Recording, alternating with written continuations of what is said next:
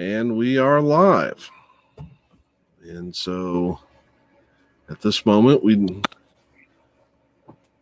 it's just us. So we'll wait just a second to see if anybody joins us in the room. Okay. In the meantime, I am going to make a couple announcements. First, for anybody watching this that's in the vinyl community, don't forget that I am running a contest right now, DolfanDale's Girder Music contest, in which I'm giving away, well, actually, Girder Music is giving away 2 CDs through my channel. Need to make a video, and there is a contest video that kind of tells you all the rules. The deadline on that is Sunday night at 12 midnight. But again, remembering who your host here is, DolfanDale, and I'm late all the time anyway. So if you, I'm just saying, if you get it in by midnight, you know you're in. If you run it a little bit late, just let me know, and I'm sure you'll be fine. So anyway, so we've got that contest where we're giving away 2 great CDs. The big one that I'm excited about is Ken Tamplin's An Axe to Grind. I was kind of looking to see if it was close by for me to grab, but I don't see it. So that's one thing we've got going on. Also, don't forget that on Saturday nights at 9 o'clock, I am doing an NFL picks live stream with usually I have Value Vinyl Steve with me. Hopefully he'll be back this week, but you never know who's going to show up. But tonight we are going to be talking about the movie Irresistible, and I have my ex-work wife Mandy Morielli with me, and hardcore Steve Carell fan, and I couldn't think of anybody else that would be more appropriate to have on this stream than Mandy. So now this is a little different for me because I have not done a movie. I've talked about a lot of music. I've talked about a lot of albums. I've talked a lot of football on this channel, but this is kind of new. So we're going to try to work our way through the different aspects of this movie and talk about its impact. And I'm sure we are going to get into plenty of things Steve Carell related before this is over. We're going to talk about his beard. We're going to talk about his beard, right? We're going to talk about his beard. Was that a major point of fascination for you in this movie? He made the movie, yeah. All right. So, Irresistible, written and directed by Jon Stewart. I enjoyed the movie. I enjoyed the setting of the movie. I was kind of enjoyed the Midwest feel of it, and I probably relate more to that type of culture than I would New York anyway. I've never really lived too much in big cities, so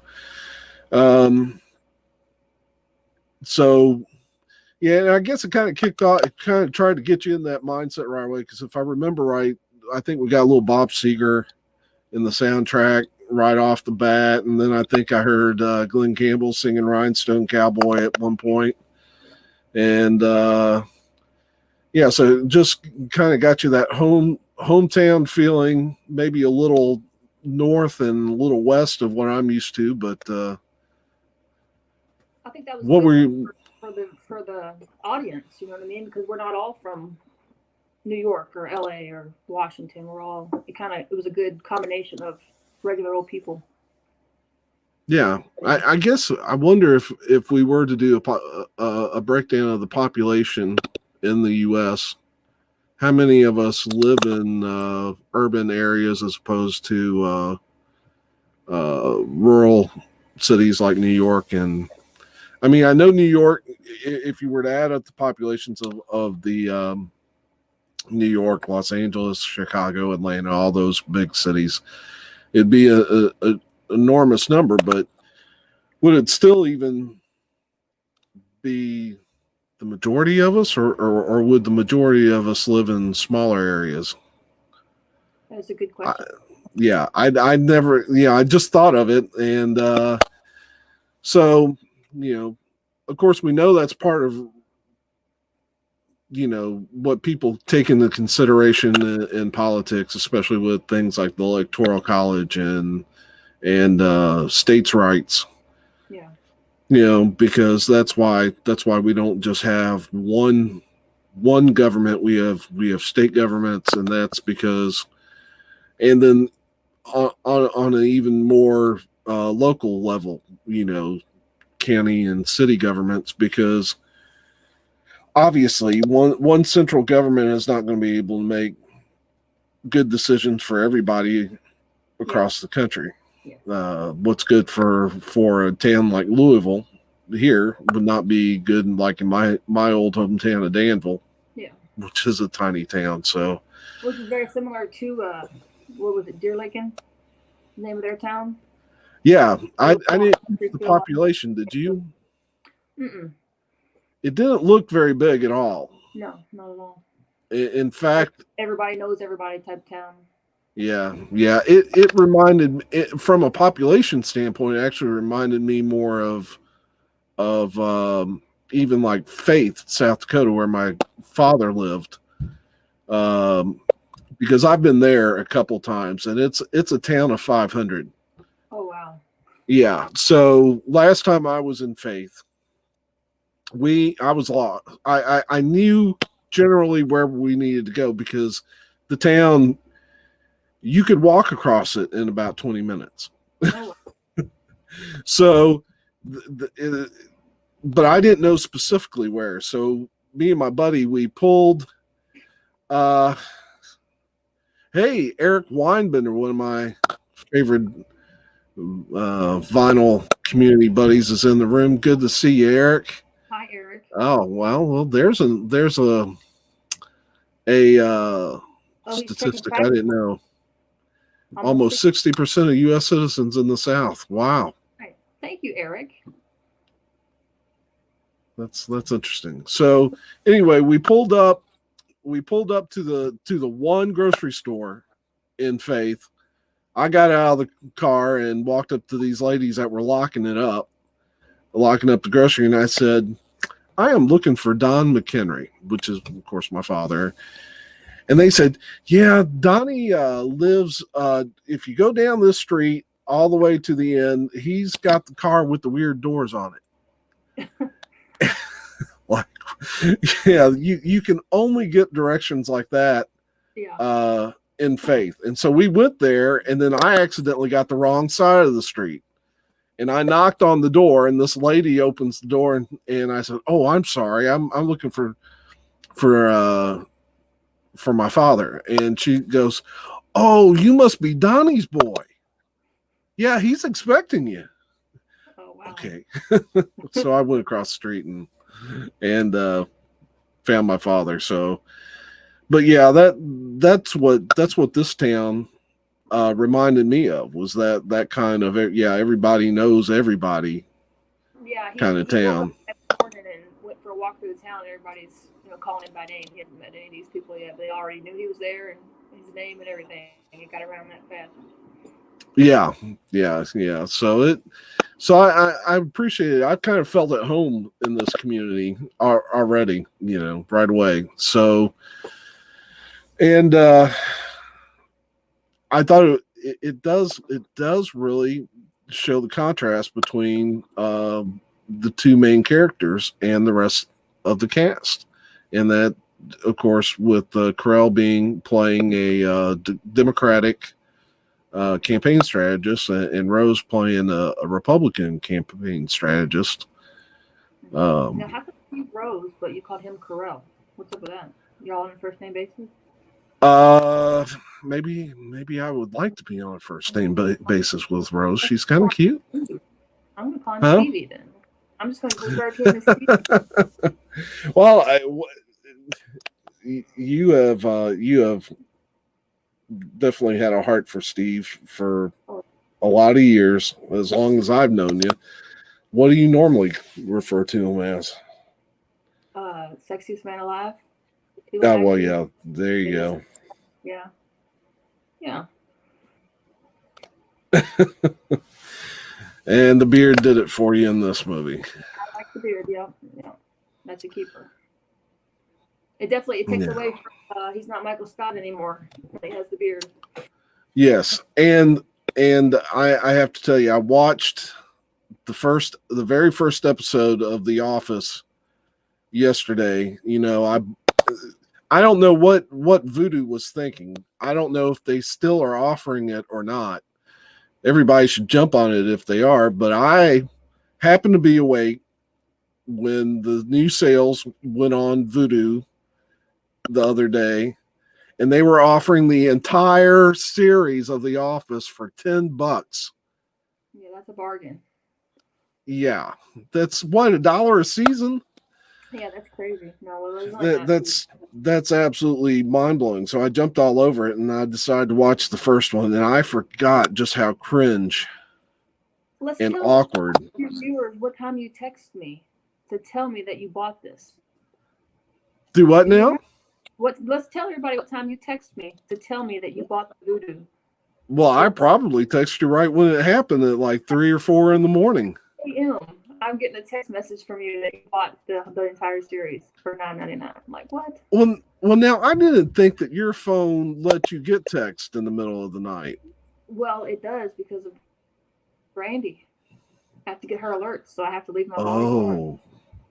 Well, see, I just figured I'd text it to you and you'd see it the next morning when you turn your phone back on. I wasn't thinking that. Oops. You got cussed at 3 o'clock in the Oops. Well, I'll have to make sure I keep up with that. Facebook. You can Facebook me. There's no notifications on that. It was Jake's fault. I'm not sure how. Huh? It was a good purchase. It was worth sharing. Oh, wow.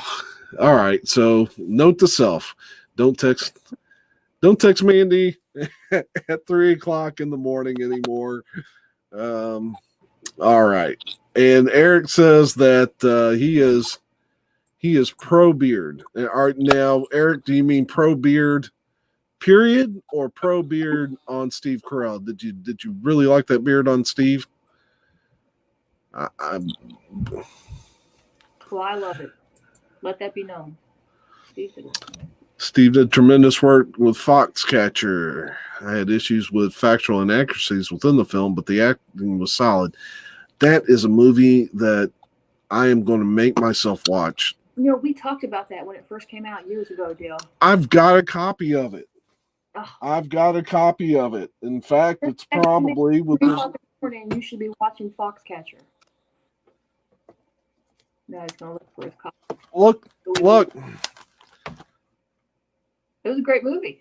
I haven't got to it yet and you would think I would, because in this movie he's talking about the U.S. Olympic team, wrestling team, of which Kurt Angle was a part of. Now, I don't know if Angle was in it or if they had someone play Angle, or if Angle himself, Kurt Angle, was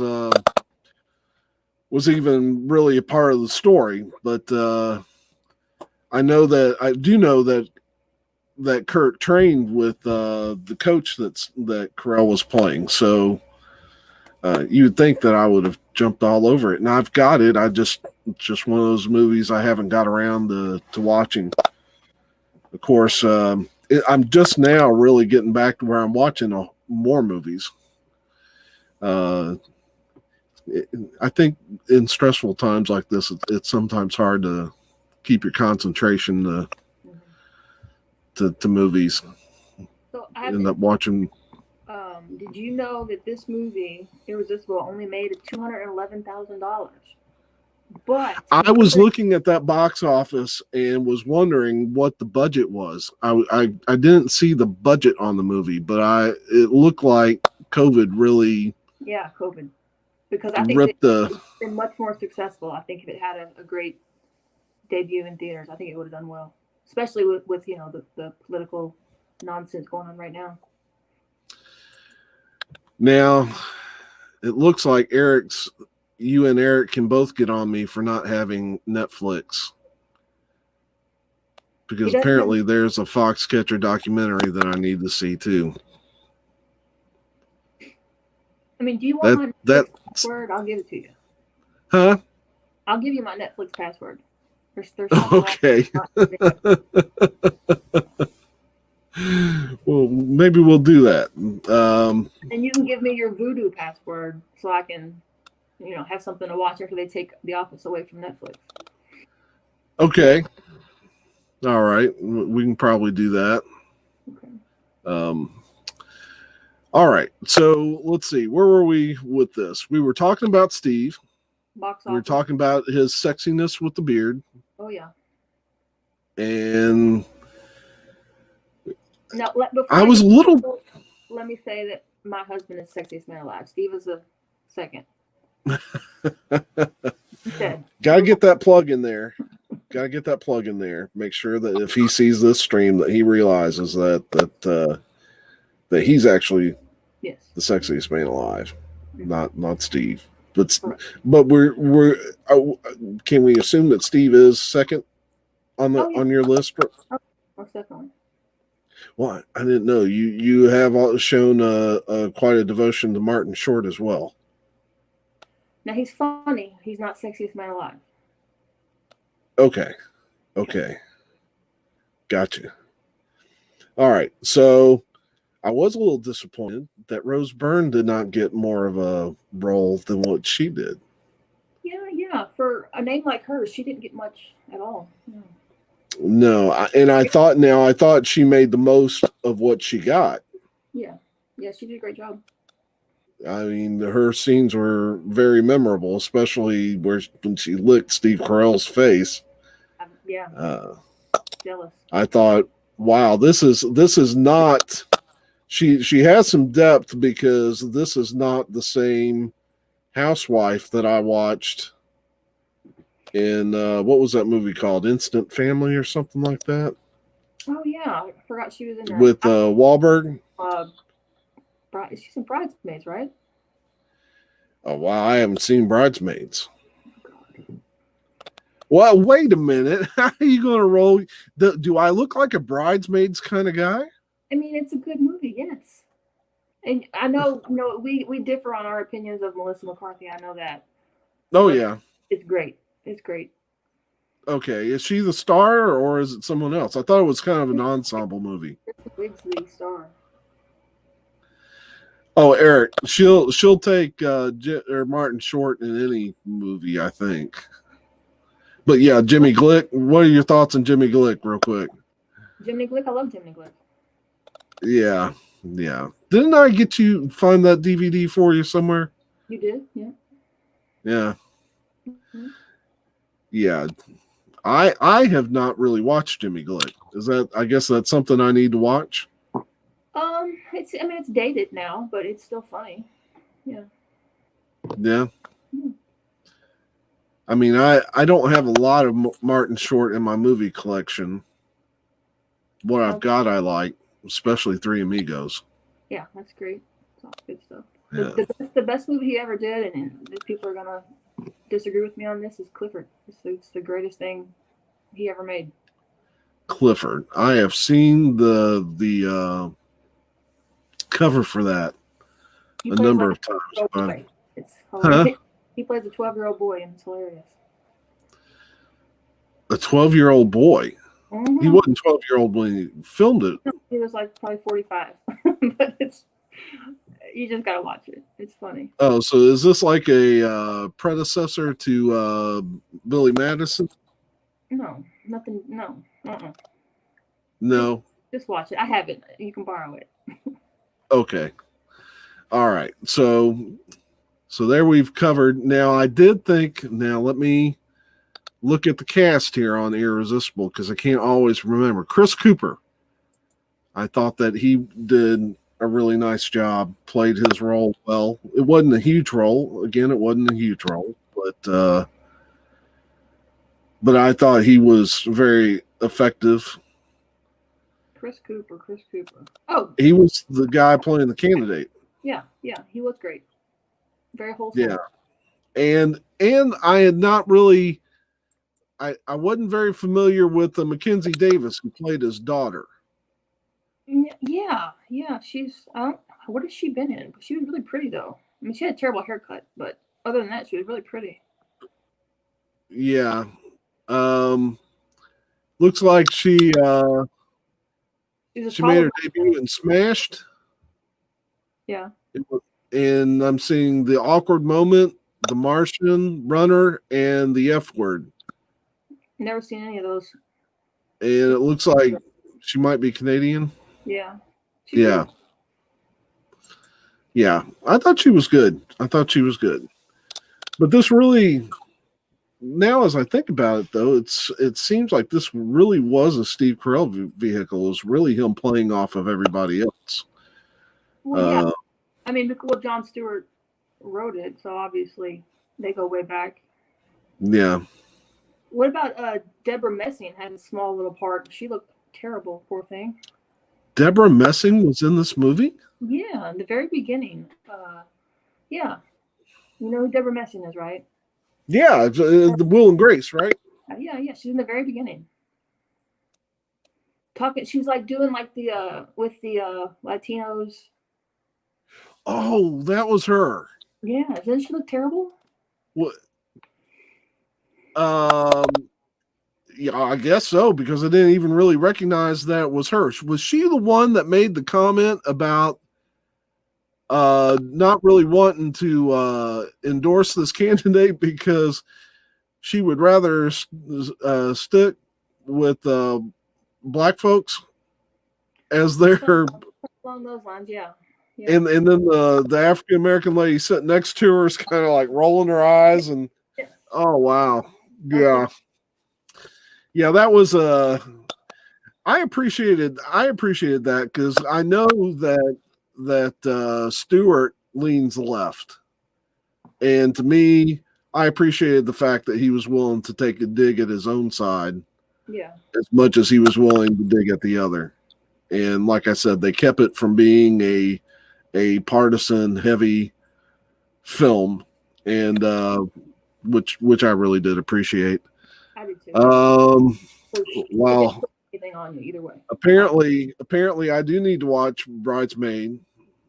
I told you. Well, he's late to the game. Got the Eric endorsement, and that's yeah, it's funny. Clifford was on Comedy Central all the time. Now, Eric, did you like Clifford? Then we got What If is a charming movie with her in it. Now, I missed that when you put that up, Eric. So we'll need to know. Maybe if you can leave us a note telling us which one was in, who was actually in What If. I'll Google it. Yeah, What If? Yeah, I didn't recognize Deborah Messing at all. Apparently, because I certainly didn't remember her being in there. She's there. Wow. And you would think Deborah Messing, you think she would have had a bigger role. Yeah, I mean it's maybe 2 minutes. Yeah. Wow. Yeah. Of course, I haven't heard much of her outside of Will and Grace. I haven't either, really. So, and not that I know much about Will and Grace, except I do know the actors. Oh, you didn't know? I think it was... For the most part, I know the actors that are in it. I can recognize the four main characters and tell you they are in it, though I couldn't sit here and name them all by name. Eric McCormick. Yeah, that was Will, right? Yeah. And then what's her last name? Megan something. Davis? Offerman.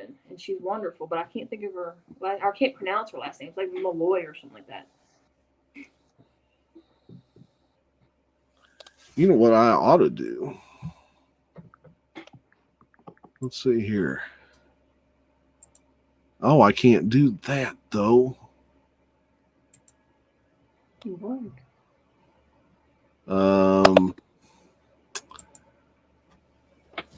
Let me try something. We're here chatting with Eric. Maybe I can. Oh, I love Nope, can't do it that way either.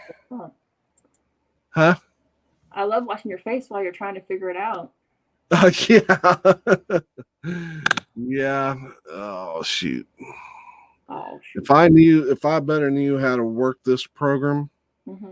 Okay, Davis was in What If, a unique, not cookie cutter rom-com. Okay.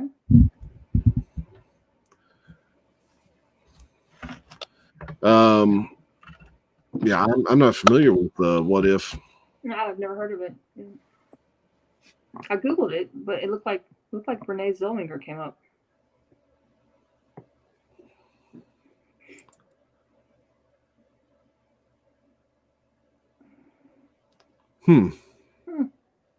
I'm looking at something. I'd like to. I know that Eric has the capability of getting on a live stream now. I was trying to figure out how to throw him a live stream So he can... invite. And I'm going to try real quick. How do I point that way?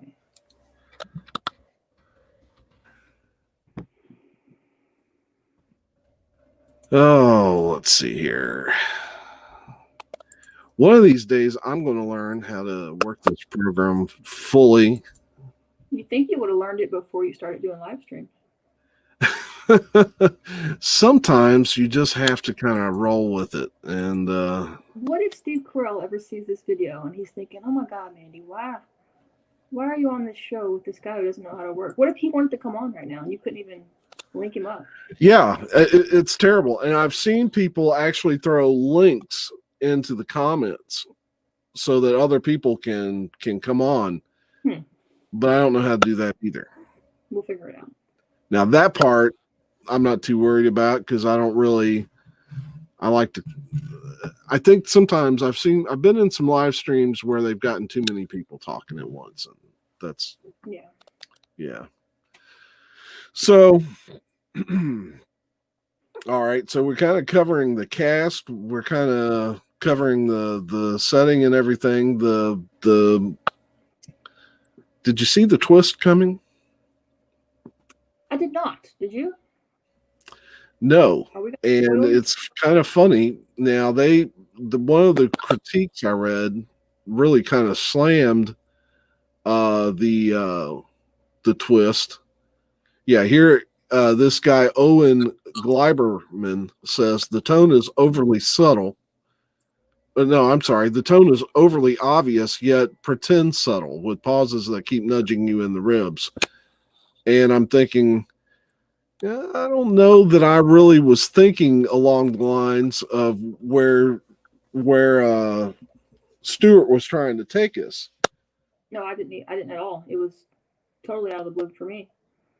But he basically kind of told us where the twist was coming right in the middle with that speech from the candidate. And so, you know, I felt almost a little thick-headed when we got to the end, and they were talking, and we realized what this really was about. Yeah. And yeah, so, but I mean, there is a major issue. I think though that it was a good way to jab at both sides and not just one. Like it was a good jab at the entire system. Okay, I think we're chasing Eric out because he hasn't seen the movie yet. So we'll give him a minute to get out. We didn't spoil it yet. Love having you in here, Eric. But yeah, I do want to cover. I do. I don't know that I'll tell the exact twist, but we do want to cover one of the principles of the movie. And Get out. yeah, have a good night, Eric, buddy, and we'll have you on here soon. Okay. So the major point of the movie being government spending on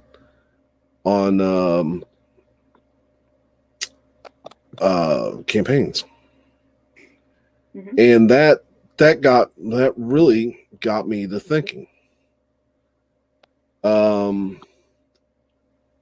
How much money is spent on campaigns?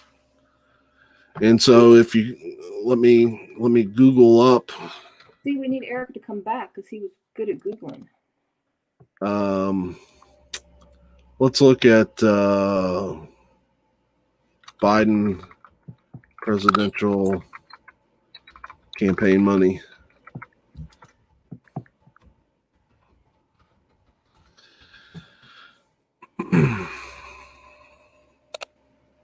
Oh my God. This is Wikipedia, so it ain't, you never know. But it says Barack Obama spent $730 million in his election campaign. John McCain spent $333 million. Okay, so this article that I'm looking at from NPR says how much Trump and Biden have raised in the 2020 election. That's $990 million on Biden's side and $1.33 billion on Trump. Wow. And I think, all right, so that's just presidential election. That's crazy.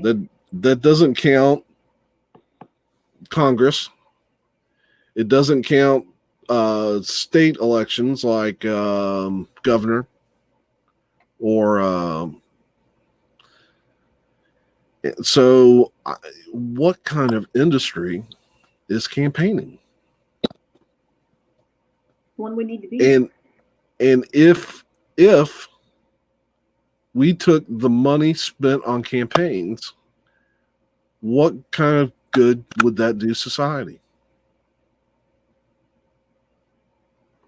It's just crazy that we spend so much money just electing the people to do the work. Yeah. And that was a major point made by Jon Stewart. Yeah. And so, and I can't help but I don't know. I just look at all of the issues that we are facing, and all the campaign promises that are made, and then all of what is shown to us as far as solutions. I mean, we never have enough money. Let's just look at veterans. Yeah. I mean, I don't know about you, but everything I've heard about the VA hospital, I guess they're okay, but they're not great. No, they're not great. My grandpa is actually in VA hospital right now. They're terrible. And so if we could take some of that money for one campaign. Yeah. It's crazy. Crazy. Put that money toward we need a queen. No election. She's just queen forever. We need a queen? Yeah. How much money would we save? Well, I don't know how that works overseas. I know they have a prime minister instead. Does he have to campaign? How much does he spend? No clue. Yeah, I don't know, but I just think it's I really did not, even though the critics were saying, oh, well, Stewart's just bringing up stuff that everybody knows, but I'm thinking, no, I never really. When he slammed that point home, it was like it's not something that the average person. I mean, I don't think about it. It's never no. Really how much money was wasted on campaigning. I assume, I do. I have always assumed that they spend a lot of money, but that kind of money, yeah, that's crazy. And that isn't even, I don't even know if all of that money that we were just quoting, that's in their personal campaigns. Yeah. But that doesn't even take into account all of the groups Yeah. that their business is running ads. There are groups that well, there's one I'm a fan of that you won't like, and that's the Lincoln Project, and they have been actively campaigning against Trump. Oh, you But got they're there? huh? You're just gonna out me politically? Oh, did I just out you politically? I think you just did. Oops. All right. Let this be a lesson for everyone that me and Dale are very different politically, and I consider him my closest friends. So, well, but you're not my only friend in that camp, and so, but thinking about that, they have like 60 million. They've done $60 million worth of work, I think, because they just did 60 minutes are uh article or not article news piece on them, and that's what they came up with. I think that's the number that they quoted. That's just crazy. Since I outed you, I will out myself in a matter of disclosure. I am a moderate, I guess, conservative leaning registered Republican. Did you know that? I did not. I'm shocked. Yeah. Okay. Been Republican as long as I've been a voter. Now I have crossed the aisle for a few guys. Yeah. You vote this year? Not yet. Not yet, but I will. I did the I did the early mail-in vote. The early mail-in? Mm-hmm. Now, did you get it in the right box? Oh, yeah. Because I hear there's been shenanigans with boxes. I voted for Kanye, and it's going to happen. Kanye West. Oh, my gosh. He's on the ballot in Kentucky. Yeah, I'm definitely going to make it there. I don't know if it'll be the early but yeah, I'll definitely do my part.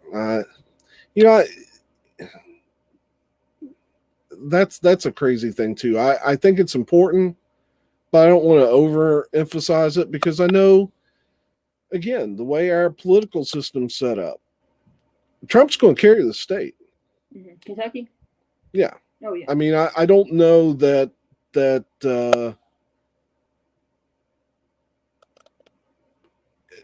and so like I remember years ago I heard a buddy's feelings because he was a big Obama supporter. Mm-hmm. And he was like, yeah, Obama won. And I said, yeah, but you live in the state of Kentucky, so your vote had absolutely nothing to do with it. And I wasn't trying to hurt his feelings, but I was trying to make him see that, I'm not a big fan of the Electoral College. Yeah. Because I don't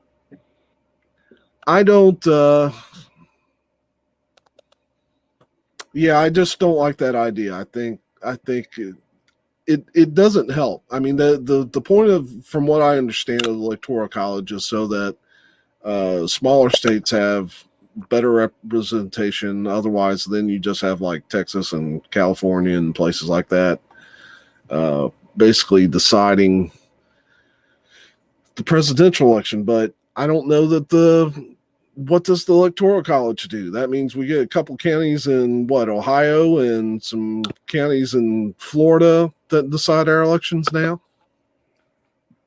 I have no idea. It's the most confusing. I don't know. Yeah. So I don't talk politics, Dale. Huh? I don't talk politics, Dale. We're supposed to be talking about Steve Carell. But this is a political movie that did not sway in either direction. right. Yeah. But we're not really talking Okay. one side of the aisle or the other either. It was going that way. Huh? I said I felt like it was going that way. Oh no. Okay. No. The only thing I would want to say Mm-hmm. to anybody watching this about politics is something that came up in a forum Mm-hmm. where they were talking about one supporter was saying, "Can you be friends with somebody who supports this other candidate?" And I was like, "Well, yeah, I would think that well, we become so divided, but Crazy. I think the important thing is that people remember friendships are more important than politicians." Absolutely. And that's where the whole country is going crazy because nobody is. I could care less who you vote for, but people like, oh, you don't care who I vote for, so you don't care about me, and it's just gone. It's not about that. It's about this is America. This is a democracy. We're allowed to have a difference of opinion. Yep. I was watching somebody make that statement about our country. The whole point of the country is that we have differences of opinion. That's the whole point. I mean, that's a whole reason why I don't talk about it a lot on Facebook, because so many of my friends are just they'll drop you like, you don't want to be my friend because of what I voted for? Oh my God, it's just crazy, And I was actually, the office group that I was in that I'm so proud of, I actually quit. I don't do that anymore because they got into the group chats and were so just hateful to each other about who was voting for. Right. Yeah. Right. And it's that way on both sides. Yeah. Oh yeah. Yeah. It's crazy. I mean, it's just,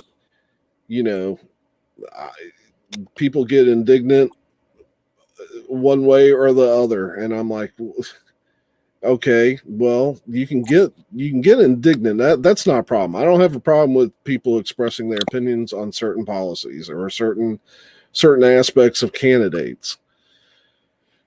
Where I have a problem is when people start, they just let in on one thing that they don't like about another guy, and I'm thinking, but your guy did the same thing.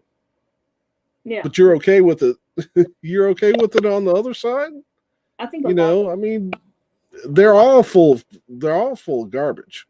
Yeah. A lot of people's true colors came out when Trump got COVID. And all these people are wishing that he would die, and all Trump supporters are going to die. Like, I don't care how Democrat you are, how Republican you are, whatever. You're going to wish death on somebody because it's just crazy. That's crazy. That's crazy talk. I mean, that's yeah. And so when this person asks, can you be friends with somebody who supports the other person? I'm thinking, well, yeah. Well, first. I've got friends that obviously that don't see eye to eye with me. It's because one, they're more important to me than any political candidate who doesn't even know I exist. Yeah. So no matter who I vote for, well, I have voted since I've been 18. I'm 54 now. I have never voted for anyone who knows my name. Folks, he's 64. Huh? Nothing. I was just clarifying your age to anybody watching this. Oh, okay. Yeah. So I've never voted for anybody who even knows my name. Yeah. Even on the local level. So why am I going to throw away friendships? Yeah, absolutely, because over that. After the election, and then I'm not going to talk to you ever again after the election's over because we voted differently. No. Right. We were friends for 10 years. And then I don't understand people who are so control freak that they can't accept somebody else having a difference of opinion. Yeah. Because if you disagree with me, I see that all the time. Okay, bye. So how many people agree on every single topic? You and Vin are married. And we voted differently. Voted differently? Did you? But and I'm sure that if we were to talk about if I made a list of 10 questions on social issues, are you all going to agree on every single one of them? Absolutely not. No. Right. And that's my whole deal with this thing is that we are never as a nation going to be monolithic in thought. Yeah. We're all screwed. It doesn't matter who's president. So and that was for families in the middle of it. Right. And so why is it that we're gonna just do absolute battle over these issues? Now, I believe healthy debate is a good thing. We've got to know what we believe and why we believe it, and be able to have discussions about where we want to go as a country. But in the end, we all got to learn to get along. Yeah. I don't think people were they listening to Martin Luther King when he talked about, the great speech about I Have a Dream, and he talked about Protestants and Catholics and everybody holding hands, and I'm thinking he he was talking about different people coming together. They weren't just one. It wasn't just one people group finding peace. It was all kinds of people finding peace together, and I guess that is the frustrating thing about this whole election cycle and everything. I mean, believe as strongly as you want, support the candidate you want, make the case for them as best as you can, if you want, but at the end of the day, it's all about the democratic process. Yeah. I like the old saying, promote what you love instead of bashing what you hate. And it seems like the whole rest of the world is going totally opposite. Yeah. Yeah. I mean, yeah, I can't even wrap my mind around really wanting to,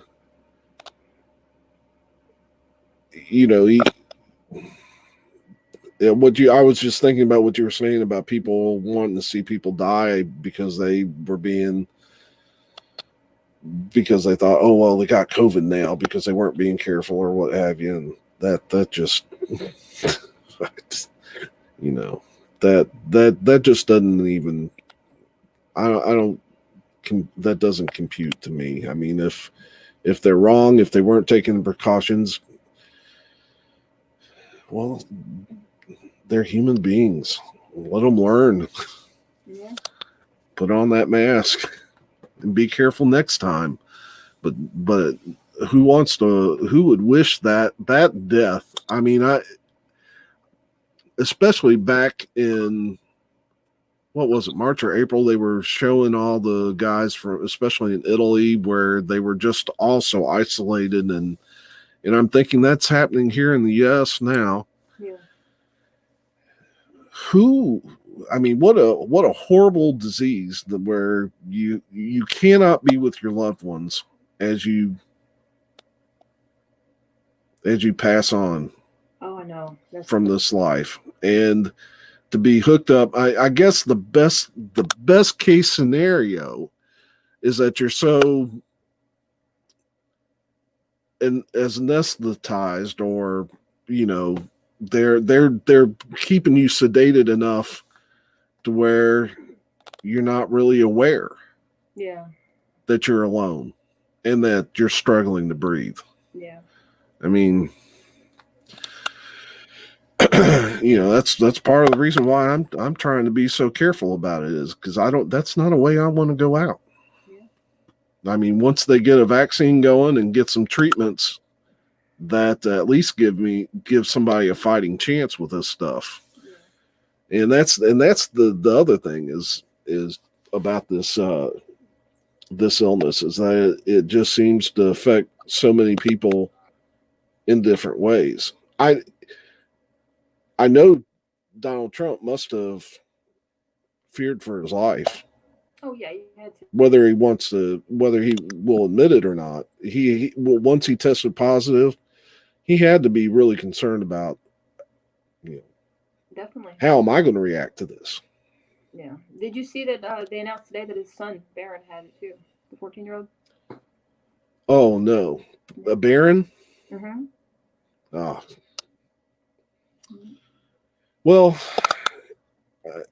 yeah, and you'd like to assume because he's 14, he'll be fine, but Yeah. but we don't know, They all died. huh? So then you got a bunch of crazy people out there wishing the whole family would die. Yeah, Sad, yeah, sad. that's not. I don't get that. I don't get that. I mean, I obviously am not a Trump supporter, but I don't wish death on the man. That's that's terrible. But yeah, so now we got off on a tangent after talking about solving the world's problems with all these political ad money. And I think that was the issue. We got to figure a way in this country to spend less money on campaigns, more money on actually fixing the problems that, I mean, infrastructure in this country is a huge issue. We've got to make sure our bridges and roadways and stay up to par. Then you got to look at, and especially more in this day and age, you know, I don't even know how a person would really figure out if our internet infrastructure is good. You know, because they're always talking about cyber attacks and what countries could do with a cyber attack of some sort. You know the real campaign we need to be spending money on? People Magazine. Steve Carell, sexiest man alive, or sexiest man alive. That's where the campaign to go. You're saying we need to take away some of this presidential campaign money and put it in Steve's campaign. Absolutely, yes. Okay. All right. So if I had to ask you, give me your top 5 Steve Carell movies. Oh Lord. Does this one place? Does Irresistible place in the top 5? Probably not. No, because he's got some classic stuff. I don't know. I mean, Little Miss Sunshine is amazing. Foxcatcher is amazing. Anchorman, Evan Almighty, 40-Year-Old Virgin. How can we forget the 40-Year-Old Virgin? I think any guy that contemplate having that kind of hair removed that quickly would want to forget that movie. I mean, I can't even imagine. That's what I remember about that movie. Really? Yes, because that looked like it hurt. I think that was like his actual reaction too, from what I remember reading. Oh, did he? I wondered I wonder how much of that stuff they fake and how much of it they do. Yeah, from what I remember reading, it was his actual reaction. Who? It's not the same girl. It's not Rose. No, somebody else that throws up on him in the bathtub, or I can't think of who it is. Off subject. What else are we gonna talk about? 8:54 p.m. Is it? We've talked about an hour. Okay. I guess we've covered it pretty well. It's a good movie. It's worth watching. It doesn't sway you either direction. It has a good twist. Well, hopefully, good message. Hopefully, anybody planning on watching it has already watched it before they got to this point. Yeah. And if you haven't, you should. Yeah. It's $5.99 on Amazon the other day. But so what if we want to do this again? You got a movie in mind? A movie in mind? I could come up with a movie. I think we should do the Office episodes. The Office episodes. We could. I now have them. Yeah. Yes, you do. I remember because I got a text about it at some odd hour of night. Well, okay. Or we could do another movie, whatever you want. Yeah, we can talk about that, and we can, and I'll put up a flyer, and once we've decided what we want to do, and okay. I see Jake is trying to get his airtime. I see him back there. Yeah. How about it, Jake? Jake, there you go. Get your FaceTime in there, buddy. Oh, he don't care. He's had plenty of FaceTime on this channel. All right, so we're going to wrap it up there. Again, don't forget, I've got a contest that wraps up midnight for the CD giveaway. And then, of course, live stream on Saturday night talking about NFL picks, which I doubt that Mandy will want to participate in. Yeah. Though I think she would have some interesting picks and analysis if I could talk her into it, but I don't see that happening. I'm not a football person. Yeah. Well, see, that would be what would make it really interesting. I'll come chat with you, but all right. So we're going to wrap this up, and let us know if you would like for us to maybe do older movies, or what other subject matter we can get into, and yeah. So if you're watching this, obviously, replay of the live stream, then yeah, leave us a comment. Tell us what you'd like to see us do from here on out. So for now, we'll wish you a good evening, and we'll see you soon.